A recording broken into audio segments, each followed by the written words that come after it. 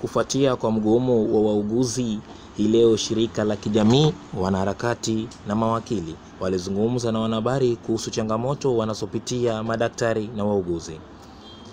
Mwenyekiti wa mashirika ya kijamii Bwana Dika alalamikia jinsi serikali kuu na serikali ya kaunti ya Mombasa hawazingatii masuala ya madaktari na wauguzi. That doctors, nurses and all medical practitioners are putting on the table, and that should be as fast as possible.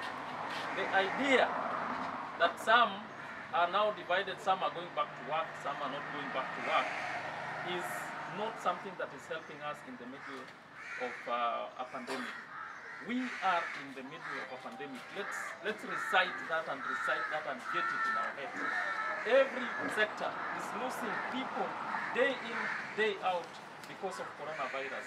And the problem is we are not being taken seriously as a nation and as a people and communities in Kenya.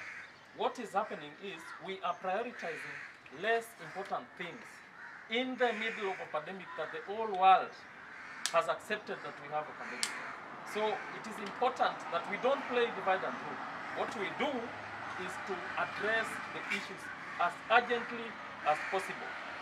Number two, we don't want to see a relaxed government, a government that is focusing on something else. Our focus must be driven by the fact that we are in the middle of a pandemic. And this should also speak to the sorts of budgets that we are putting to county assembly and to the National Assembly. It is much more important that we refocus the way we did sometimes in March and April, because people are dying day in, day out. And we are not pleading. This is under Article 43 of the Constitution that gives that mandate to the state. So the state has to play this mandate. Like my brother has aliongeza kuwa PPEs hazifiki kwa wakati ufaao, mishahara duni na mandhari ya hospitali na zahanati yanatisha.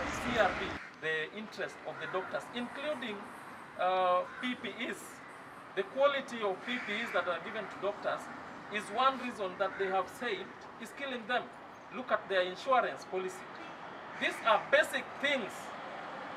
Compare this thing in any case if we are at war, say in Somalia, and a soldier is hurt in Somalia. What happens?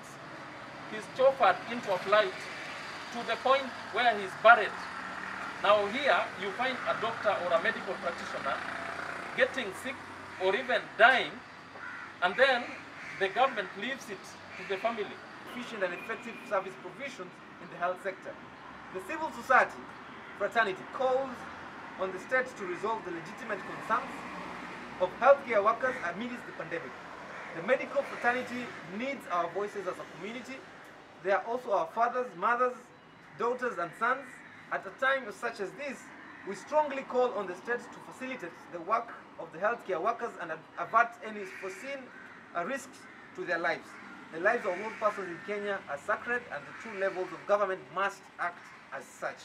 Our demands are as follows: that the national government, together with the counties, proceed to get the leadership of the medical practitioners on the table to urgently address the plight of healthcare workers in this country.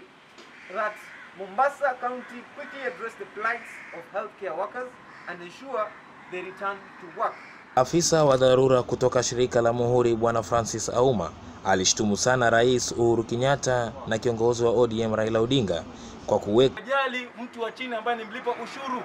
Masuala ya afya Kenya tumeona tangu corona ianze imekuwa ni mwenye nguvu mpishe insurance, wewe tajiri nenda Mombasa Hospital, nenda Pandia, nenda Kakan. Lakini hao wengine bwana kufilia mbali. Kufilia mbali. Kwa hivyo tumeona concern hapa, madaktari paka wanaenda ku strike, clinician wengine wame strike, daktari wanasema peana 2 weeks of strike. Hii yote ni kwa sababu ya bad governance. Hii yote ni kwa sababu Uhuru Kenyatta ajali na mawaziri wake, bunge pia imetufel. Tumeona kuwa hata barakoa haijafika huko, lakini BBI signature mbio nyingi, kila kukicha milango ya bishwa. Bwana BBI saini. Kupotia kutoka kaunti ya Mombasa, hii ni 001 FM, Nature Collins, Mangicho.